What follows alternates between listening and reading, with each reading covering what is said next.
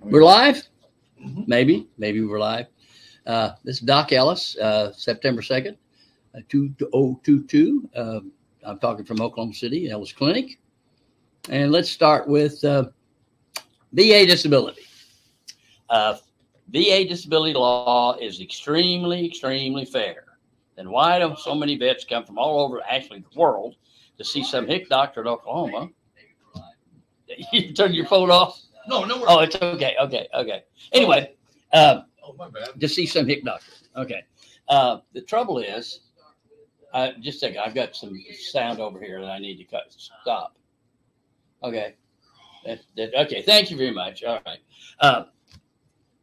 The trouble is, pretend like I've got a white coat. I am a doctor, and I got a whole bunch of stuff on the wall about all my medical degrees and all my legal stuff. Okay. All right. Legal medicine's not taught in medical school. So doctors don't know what to do. For instance, in the Air Force, the doctors that are taking occupational medicine, they're board certified flight surgeons, majors, lieutenant colonels, and colonels.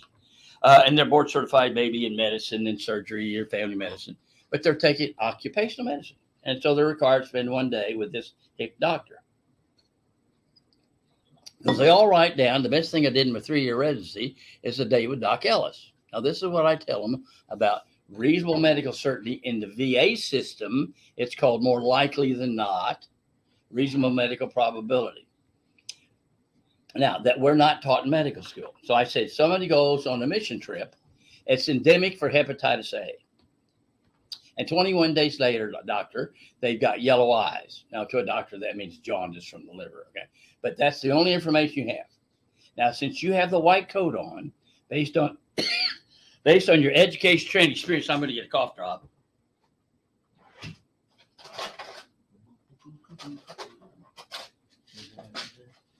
Based on your education, training, experience, what's your thought? Not a diagnosis, not a depression, not based on any test at that point in time. Well, they got hepatitis A, which is common sense. And then we get a CAT scan, which is a special kind of X-ray. And there's a gallstone in the bile duct here, the common bile duct. What's your thought now? Well, he's got a gallstone causing the bile from the liver to back up into his eyes, making them yellow. That's reasonable medical certainty. That's more likely than not in VA. Then the lab test comes back, and he also has hepatitis A, so he has them both. So at each point in time, that was reasonable medical certainty under the VA system, more likely than not. And the doctors all go, my God, I've been screwing people for 20 years. And yes, you have. For instance, we had a state workers' comp. I'm sorry about the cough drop. We had a state workers' comp. Guy rolls a company truck, has a broken neck. The neurosurgeon fuses the neck. And the insurance company sends a letter. Is this work related? Because the doctor has to say it, although it's obviously work related. And the doctor responded back, said, I don't know. I didn't see the truck roll. That really messes up stuff. But that's what you're dealing with. Plus, the other thing that's pervasive is a subconscious bias against anybody that files a claim. Anybody that asks somebody else for money is a liar, scuzzball, and a lie, okay? And it's a pervasive. Allstate ran an ad for extra months. We fight fake car wreck claims to keep your car insurance premiums down. Buy Allstate.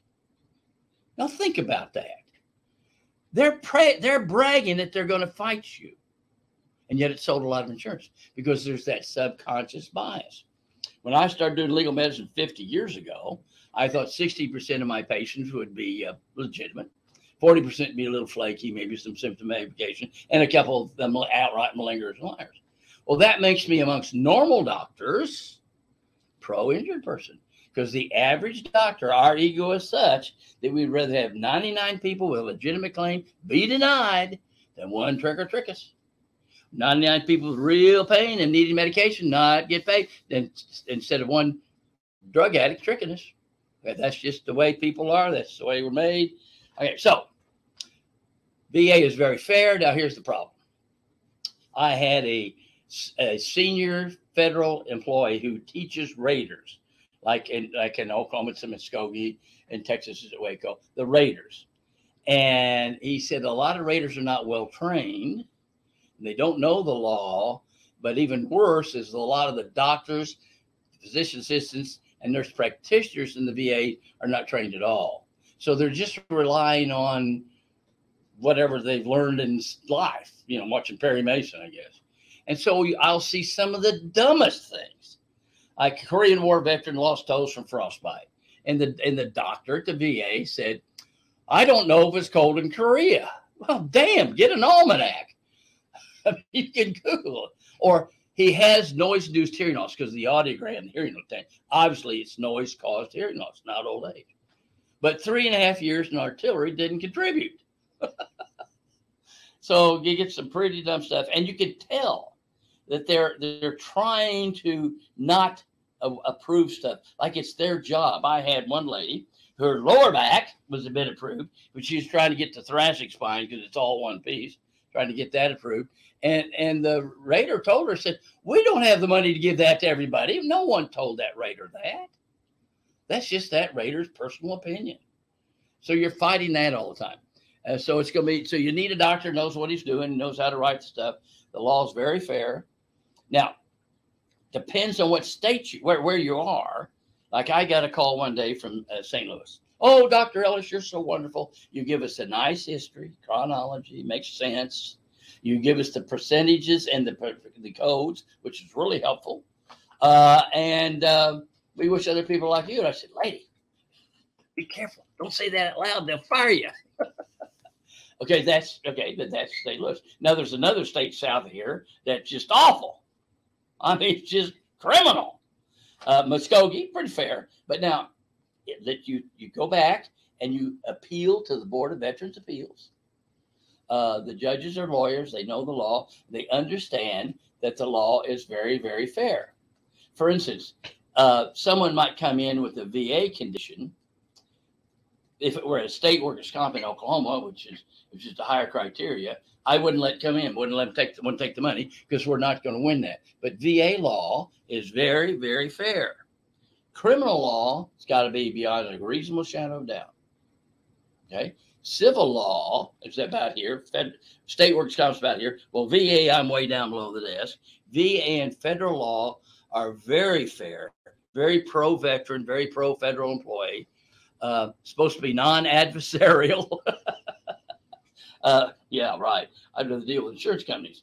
But so federal and VA patients have a lot of trouble because we doctors don't know what they're doing, clinics don't know what they're doing, and you get gobbledygook reports that don't help you. Anyway, so I'm glad I'm a Vietnam veteran. Okay. Because having been a flight surgeon helped me get into occupational medicine, which then turned into legal medicine, which I love doing. I've done 1,587 trials and depositions, oral hearings, including federal criminal court for veterans, for federal employees, Social Security, stuff like that. My testimony's never lost a case. So I kick ass because I tell the truth. Like a guy said, one is glaucoma to be service connected. No, it's not my medical opinion that your specific glaucoma is service connected. I cannot do that. And I'm going to keep your $500 that you paid me for that. But I can't do that. But now there may be another doctor or another clinic or somebody that has a case law or a medical that could do that. But it's not my medical opinion. Therefore, I won't. And he was okay with that. Because I was truthful with everything else, and because he won all the other stuff. Because I just tell the truth. I don't care if hair lifts anybody. It's not that I'm ethical. Got so much Alzheimer's I have to tell the truth each time or forget what I said. That's not true stuff. You just tell the truth. Now, the trouble is, doctors, there are a lot of doctors out there that are working for insurance companies that lie and say nothing's wrong with you. And then there's doctors working for ambulance attorneys that lie and say you're 100% impaired. So don't trust white coats. Trust the truth. You got any questions? Well, yeah. So what is the biggest obstacle that veterans face whenever submitting a claim generally with the VA? Because there's a lot of confusion as to the process, and the process holds them up. So what's the biggest? The process. Okay, now here's about the process. Every state has a Veterans Commission that does this stuff for free. And then like American Legion, DAV, VFW, all those people have volunteers that have had training at the VA and know how to get all your stuff together, get it electronically and file it. Now, remember, you're in administrative law. So you don't want to do this yourself. So you go to them, you get your stuff together, you go to them. Now, veteran service officers make a big error in just taking your medical records from the service and sending to the VA. You need to start with your Nexus, your causation report. Did you hear that? The guy from Ohio who said you need to start with your Nexus report, he teaches graders, came all the way from Ohio for us to get a Nexus report. Because first of all, you don't have a lot of records in service, okay? Because in basic, you're not going to go to the doctor. You're going to get grant. You're going to have to repeat basic. And also back then, you had more testosterone than brains. And I understand that. I've been doing VA exams several years, and I thought, well, I'll check my last audiogram. I was a flight surgeon in Vietnam. I'll check my last audiogram, and heck, I was 20% impaired because I'm deaf in one ear. They shouldn't hire one ear guy. And because it hurt the other ear, it was 20%. Said, I'm filing for that, give my wife that money. She's the one that has to put up with me being deaf. Okay. And so I'm reluctant. Oh, the story I love. 101st Airborne, Battle of Bastogne, guy comes in from New York with a back claim. I said, if you filed, I didn't ask if he had PTSD. I said, if he filed for PTSD. Nah. Because back then you had more testosterone than brains, Marines, 101st Infantry, Special Forces. Okay, so anyway, I said, well, I'm not doing your back unless you also file for PTSD. And the guy goes, well, I'm not going to do it. I said, go home. Doc, you can't do that. I said, see those bars? What's that mean? That's right, this Captain Sergeant. I am not going to do a half-ass report. Now, you either file for PTSD, get the fuck out of my office. All right. And he said, well, I can't do it. I've already done it. And I'm keeping your $500. I'm going to call it a stupid tax. And Chris, he wouldn't. And I said, now let me ask you this way. Has the PTSD interfered with the relationship between you and your family? Of course it has. Okay, Doc, let's file the claim. Oh, that's going to break his arm. So that's the biggest problem is my veteran who doesn't want to file. Now, veterans, get over it. If you get 10% for tinnitus, ringing the ears, which everybody gets, I mean, I can write on one hand the people that didn't, that contributes to heart attack and stroke. So if you die of a heart attack, stroke, your widow can send me, I can write her a letter to get her a pension. 10% for tinnitus contributes to sleep apnea. That's 50%. Okay? Tinnitus contributes to psychological stuff too. Okay, and that's both by case law and by medical literature, if the doctor knows what he's doing. And then you could do that in VA and also in federal workers' comp. So let's talk about medical records. A lot of federal workers and veterans are concerned. What about the medical records I had that I've lost? That's great. Who cares? The best ones are the ones that burned up in St. Louis. Then you come in here, you tell me your history. It was playing basketball, I sprained my ankle, and it swelled for a couple of days. I took an aspirin, it doesn't hurt now. Did I write that down? That becomes your medical record. And if you have impairment from it, you get impairment. If it's not, or just rate it and rate that strained talofibular ligament at 0%. So if you get arthritis later, then we can immediately flip to 10, 30, or 40. So let's switch gears a little into federal workers' comp, as we've talked a little bit about the process of filing a claim with the VA, but what about federal workers? At what point do they need to file a claim? How does that process start?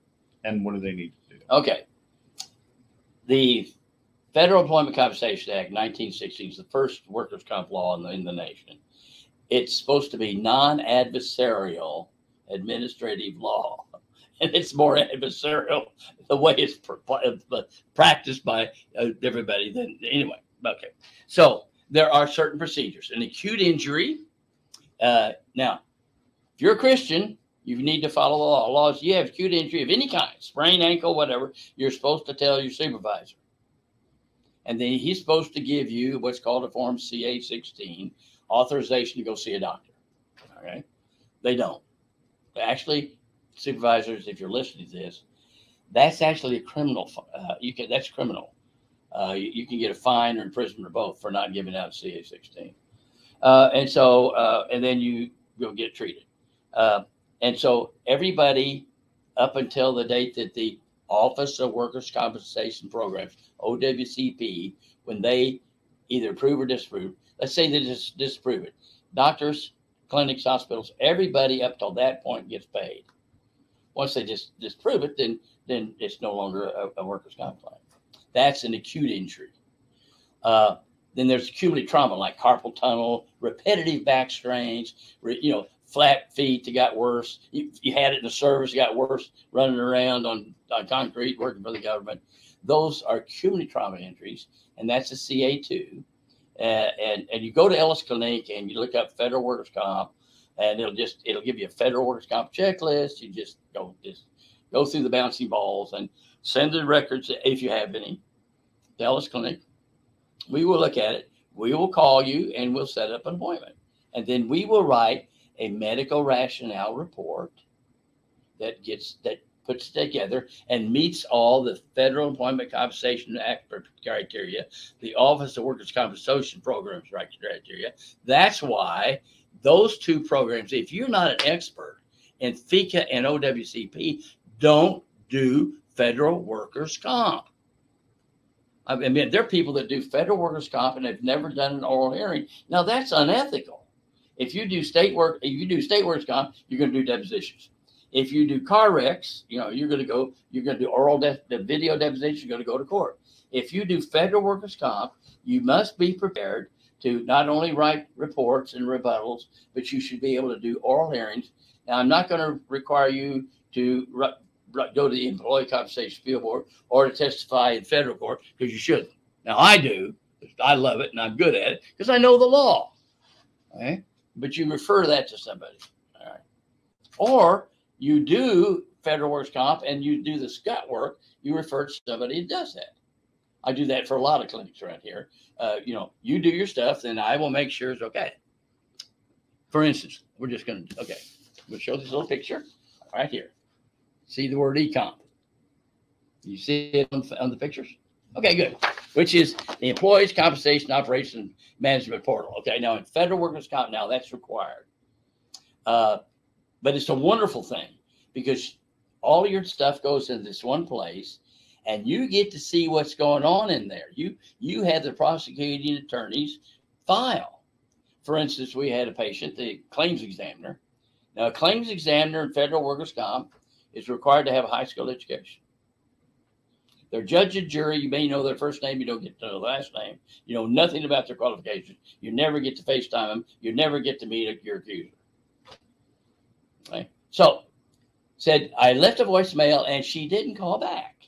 Well, my patient scanned her phone records, said, no, you did not leave a voicemail. And suddenly the claims examiner got everything taken care of in that file the other day.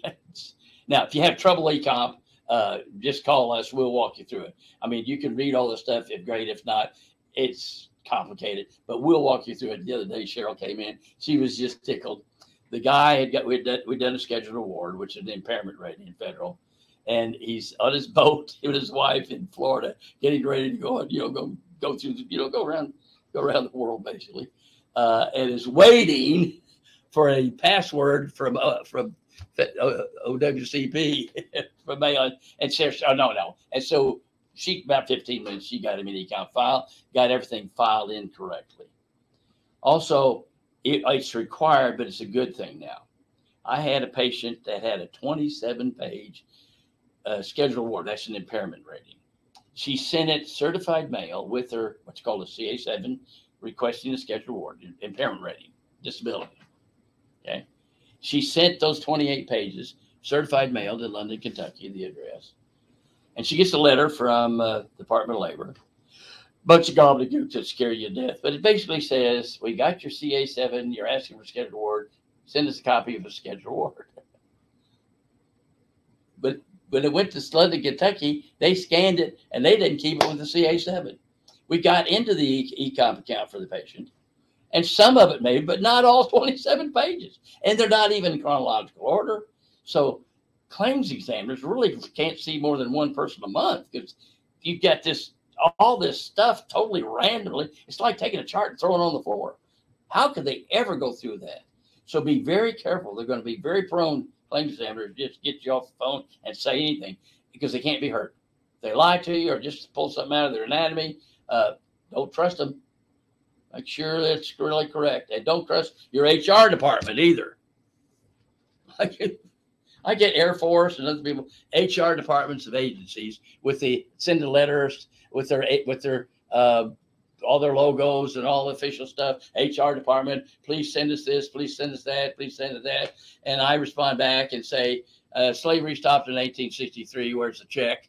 And second of all, cite the reference that you could even talk to a doctor.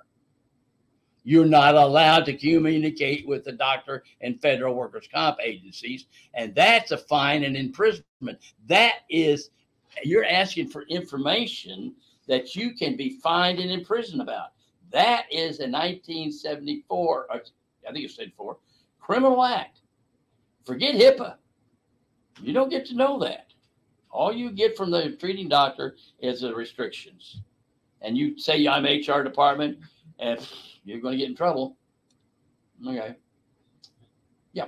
All right. Can you be and this is a VA question, can you be approved and rated for two separate foot conditions if both are bilateral? For example, aggravated pes planus and plantar fasciitis? Yeah, you do each foot. You can have flat foot. You can have plantar fasciitis. You can have Morton's neuromas. You can have Achilles tendonitis. You can have arthritis, and you rate them all. Be careful. The VA people like to dump them together, which lowers your rating. Or they'll take PTSD and add it to depression. Those are two separate conditions. Anxiety is a separate condition, and they need to be rated separately and then combined. It's just easier for a rating person to dump it. All right, let's talk about costs with respect to Ellis Clinic.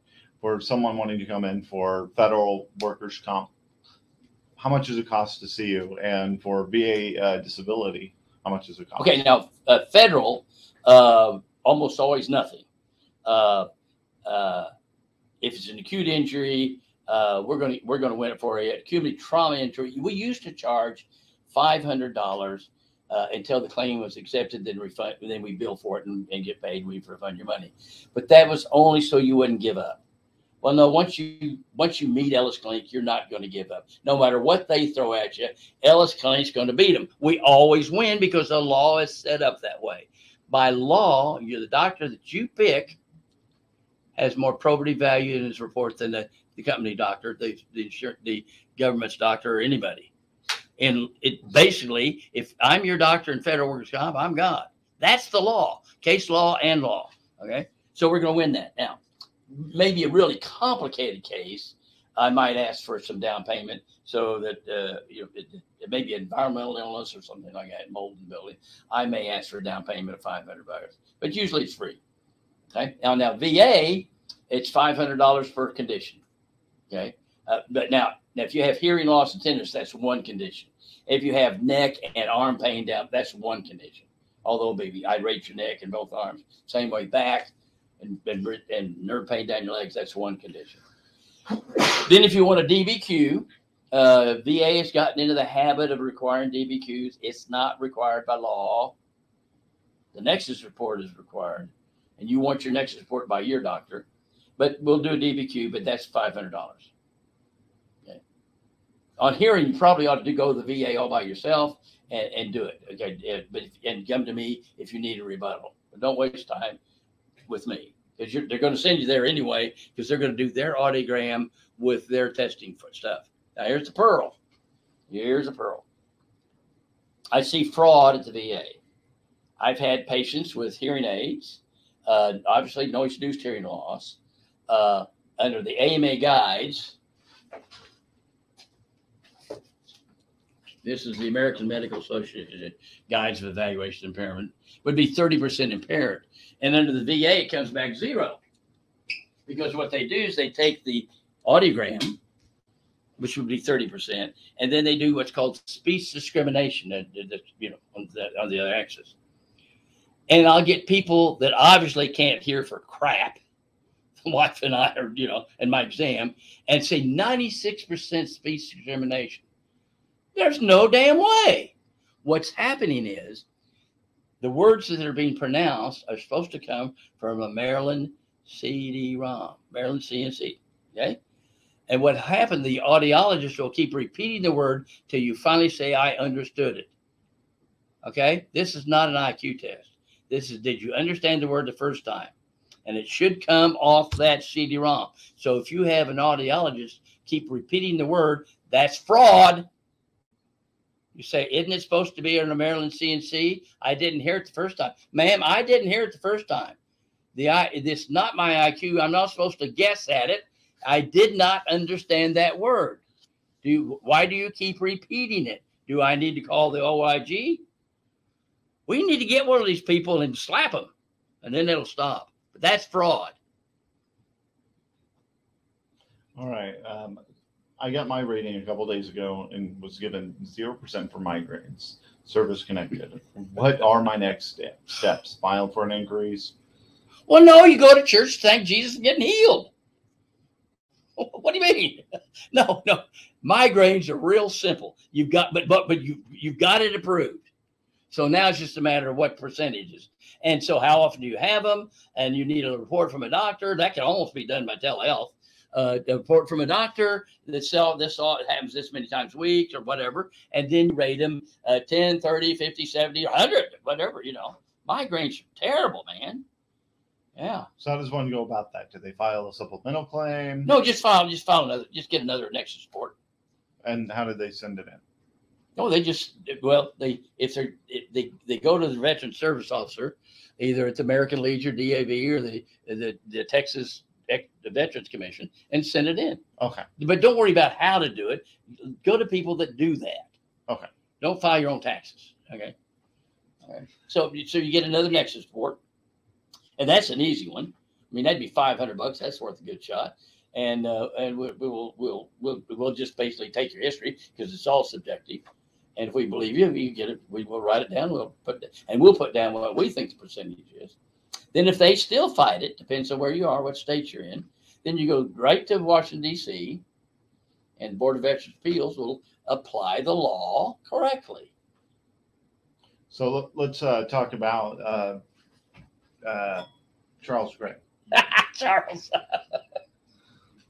So just give people an idea that there is a light at the end of the tunnel. We always win. There's a light at the end of the tunnel, okay? Because the law is set up that way so that we always win. Remember back in the 30s and 40s where a black person, the Jim Crow laws and all that stuff was totally against them? Well, under federal workers' VA, it's just the opposite. You will always win. Now, you're fighting people that are stupid. You're fighting people that don't know the law. You're fighting that subconscious bias against anybody who files a claim. But once we get it into paper where we finally get someone with brains to look at it, you win. The trick is to get them to look at it. Like in federal workers' comp, we'll say, we want an oral hearing. Well, suddenly, 2 or 3 days later, the claims examiner goes, oh, I fixed it.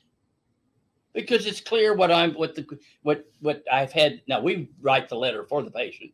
This is the issue. This is the issue. Okay. And then suddenly they look at the file because they're swamped. There's no way they can look at the file every time you call. And they'll say, do you remember? No, good Lord, they're swamped. God bless them. Okay. So I can see why they do that. Okay. So with respect to Charles Gregory. Okay, Charles was mail handler for 100 years in Amarillo, and he's been, it starts this thick now. He's been except for carpal tunnel, cubital tunnel, neck surgery, back surgery, knee surgery, blah, blah, blah.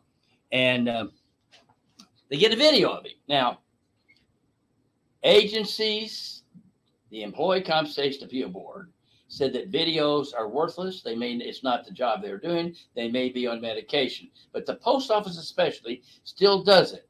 And it works. It keeps people from filing claims, scares the hell out of them, and intimidates them. Now, if the federal government was a company a group of people, that's called RICO Act, man. They'd be in jail for this kind of intimidation. Okay. Anyway, so they video him lifting groceries out of a car, taking it into his daughter. Little 5-minute video. And they're filing criminal charges, 5 years in jail, $250,000 fine, and blah, blah, blah. So I get a call from Sam Bass, who's the head of the Mail Handlers Union arbitration. And I said, Sam, sounds like I need to come to oral hearing. Doc, I've done this for 23 years. I get so mad when I tell this. I've never had a doctor come to an oral hearing. Now, doctor, if you do federal workers' comp and you can't do oral hearings for your patients or refer them to somebody that can, then you're unethical. Shame on you. Anyway, so how much? 2 days, $20,000. I'll come for free. It's my hobby. My wife said, you're getting paid to be an asshole. I said, I'm getting paid to teach it right now. So I'm teaching assholeness to you. Okay. So anyway, I get out there and I've got this big retired federal judge, University of Texas law professor. Now, all her life, she's seen insurance company doctors say nothing wrong, and ambulance station attorneys, doctors saying 100% impaired. So she's seen dueling doctors lying. And so when she has the attitude, it is correct attitude. Dr. Ellis, what are you getting paid? Well, in an oral hearing, it's informal. You really don't have to keep a record, although we are giving a record. It's an informal hearing. It's a great thing. It's a wonderful thing. You get to talk to a human being in English. What are you getting paid? Well, obviously, she's already had an attitude. So if I don't take over, they're putting this guy in jail for 5 years and $250,000 fine. So I look at her, and I keep looking at her, and I keep looking at her, and I keep looking at her. Then I slowly stand up. I mean, where do you go to learn this stuff? What book do you read? What class do you take? What fellowship do you take? Doctor, there isn't one out there. I'm the book. I've had 50 years of OJT. I'm the book in legal medicine. It's not occupational medicine. It's legal medicine. If you don't know this stuff, and having just a JD, not going to help you at all. Like an MD JD, not going to help you. Anyway. And I slowly walked around and got up right in her face. Let's pretend that's her. Turn this one on. And I get right in her face where I can't even focus. I said, ma'am, I'm a clinical associate professor of legal medicine. I've taken off 2 days. My wife's at home with the moving vans. I'm paying all my own expenses. The union bought me steak last night, and they're going to buy me beers tonight. And I'm going to teach you Federal Employment Compensation Act. And I'm going to bet you $1,000 to $1 that you've not read the FECA Act, the Federal Register, and you're in over your head. I teach this stuff. I'm a professor. And you do not need to teach me ethics. Now you're Sam going, oh my God. Because I'm in her face. Oh my God, the guy's going to jail. And of course, she's got fire coming out of her ears. And then she goes, oh, tell me what you think. And I let into her for 20 minutes. That's the law. You don't need to hear that. That's unless you want to come take a course. And when I left, she pointed and said, you said a list to the supervisor and the lawyer who never raised their heads, never said a word. You better set a list before lunch. You don't want my opinion. She gave it to him anyway. She raked him over the coals. And so Amarillo management thinks I'm the Antichrist. When I die, that'll become mythology in North Texas. And what's interesting, Charles doesn't mind me telling you, Charles, all these years has done it on paper. We finally set him an e-cop account so we can do it electronically for him. So Charles thinks I'm great. All right. Well, we're at the half hour, and so I wanted to take a moment and ask you, for our audience, how can they get in touch with Ellis Clinic to find out more about you and possibly set up an appointment? Okay. Go to ellisclinic.com, click appointments. If it's a VA, click the appointment schedule. If it's a federal, click that. FERS, medical retirement, Social Security, fill out the form, send your stuff in. We will look at it. We'll give you a call. If we need more stuff, whatever, but we'll take it from there, and we'll hold your hand, and we'll walk you through the system, and just start resting. We're going to take care of it. We always win. Let us take care of it. Don't spend money to attorneys and all that kind of stuff. Okay? Now, okay. All right. Well, with that, just to review, federal workers typically do not pay. Federal workers don't pay almost always, and VA is $500 per condition. Now you combine neck and arms, you combine back and legs, you combine hearing and drinking. Okay, but let's say you had a left shoulder, right shoulder, that'd be 500, 500. If you want a DBQ for each one, it'd be another 500, 500. I feel bad charging for DBQs, but I have to. But you could always try not doing the DBQs. Well, with that, I think we are rolling out. Join us next month, the first Friday of every month. We're doing live stream to have your VA and federal workers compensation questions answered. One more thing. Give us a call if you have a question. My staff knows everything. And I'll talk to you too, if you don't mind an asshole.